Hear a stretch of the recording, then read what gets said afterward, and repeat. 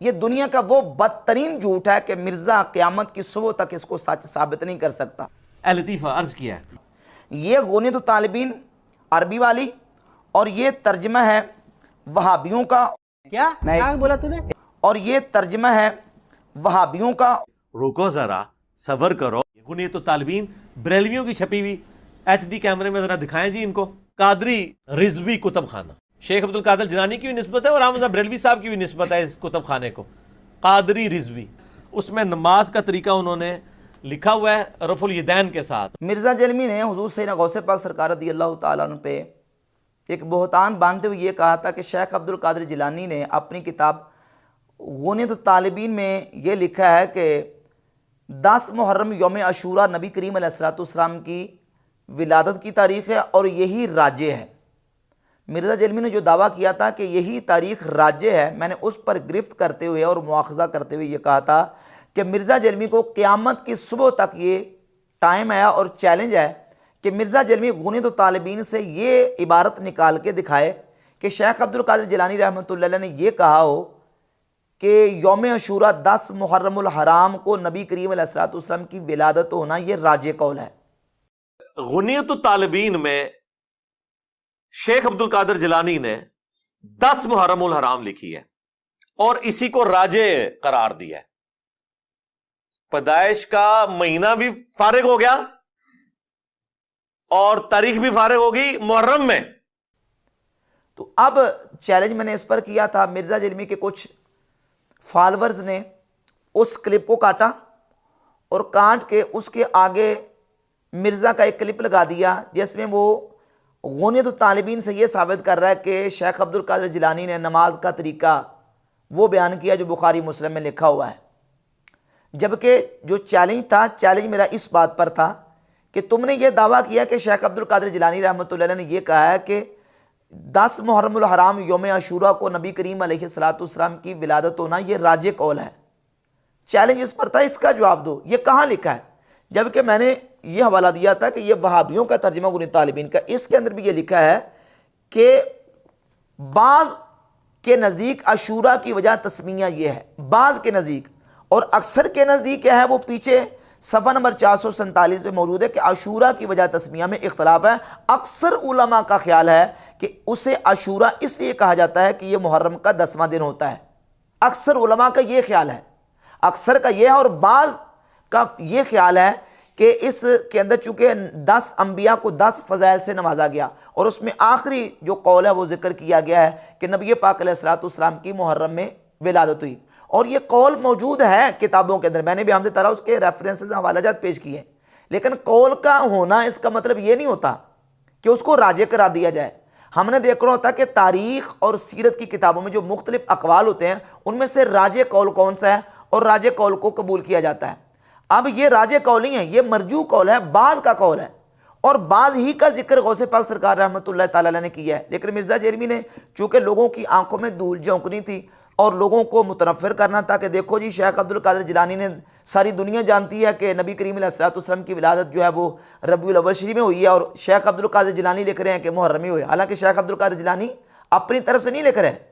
وہ بعض کا قول ذکر کر رہے ہیں، اور بعض کے اقوال تو امام ابن عسقلانی کو دیکھ لیں، دیگر سیرت نگاروں کی کتابوں کو دیکھ لیں، انہوں نے بعض کے اقوال لکھے ہیں کہ نبی علیہ السلام کی ولادت جو ہے وہ محرم میں ہوئی ہے، بعض نے رمضان کا لکھا ہے، بعض نے محرم کا لکھا ہے، بعض نے دوسرے مہینوں کا بھی لکھا ہے، لیکن وہ راجع قول نہیں ہے، وہ مرجوح قول ہے۔ تو اس پر میں نے مطالبہ کیا تھا اور مرزا کو چیلنج کیا تھا، لیکن مرزا کے جو فالورز ہیں وہ لوگوں کی آنکھوں میں دھول جھونکنے کے لیے ان کو دھوکہ دیتے ہیں، تو وہ پھر بعد کلپ کسی اور بات پر تھا اور کاٹ کے کسی اور کے ساتھ اس کو نتھی کر دیا۔ اور جہاں تک تعلق ہے حضور غوث پاک رحمۃ اللہ تعالی کی نماز کے حوالے سے، تو یہ میں کئی مرتبہ بیان کر چکا ہوں کہ شیخ عبد القادر جیلانی رحمۃ اللہ تعالی وہ فقہ میں امام احمد بن حنبل کے مقلد تھے، ان کے پیروکار تھے، اور جو امام احمد بن حنبل رحمۃ اللہ کے فقہ کے اندر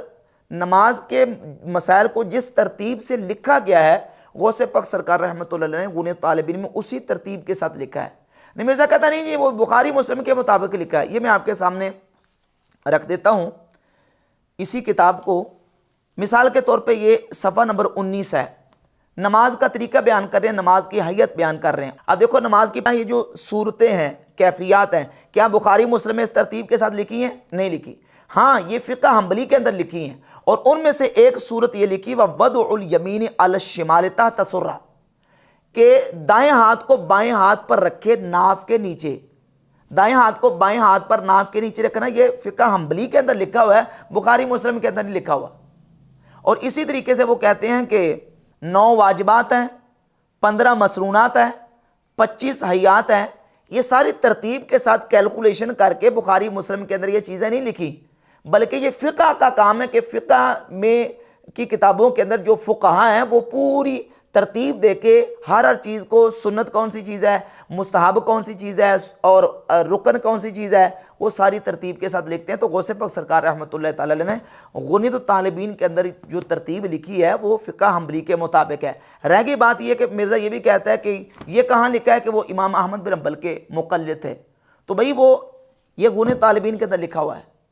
غنیۃ الطالبین کا پہلا چیپٹر جو ہے اس کا عنوان ہے کتاب الفقہ، فقہ کو بیان کیا غوث پاک سرکار نے، اور ساری فقہ انہوں نے جو بیان کیا وہ امام احمد بن حنبل رحمۃ اللہ کی فقہ کے مطابق بیان کی ہے۔ اور پھر اسی غنیۃ الطالبین کے اندر غوث پاک سرکار رحمۃ اللہ تعالی علیہ نے صفحہ نمبر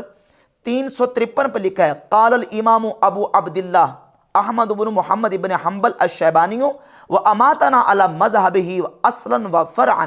کہ ہمارے امام احمد بن حنبل نے یہ کہا اللہ ہمیں اصولاً اور فرعاً انہی کے مذہب پر موت دے، وحشرنا فی زمرتہ، اور اللہ قیامت والے دن ہمیں انہی کے گروہ میں ہمارا حشر فرمائے۔ یہ کیا ہے؟ یہ بالکل واضح کرتا ہے کہ امام احمد بن حنبل رحمۃ اللہ کی تقلید کرتے تھے غوث پاک سرکار رحمۃ اللہ علیہ، اور جگہ جگہ پہ انہوں نے لکھا ہے کہ قال امامنا احمد بن حنبل، ہمارے امام احمد بن حنبل نے یہ کہا، روی عن امامنا احمد بن حنبل، ہمارے امام احمد بن حنبل رحمۃ اللہ سے یہ روایت کیا گیا۔ اور یہ جو ترجمہ ہے غنیۃ طالبین کا وہابیوں کا، اس کے صفحہ نمبر 26 پر غیر مقلد عالم نے یہ بات تسلیم کی ہے کہ آپ کے بارے میں اہل علم نے متفقہ طور پر یہ رائے ظاہر کی ہے کہ آپ فقہی مسائل میں حنبلی المسلک تھے، یعنی فقہ کے مسائل میں امام احمد بن حنبل کے پیروکار تھے، وہ فقہی مسائل میں امام احمد بن حنبل کے پیرو تھے۔ اور یہ امام ذہبی کی کتاب سیر اعلام النبلاء اور اس کی جلد نمبر 15 صفحہ 179 پہ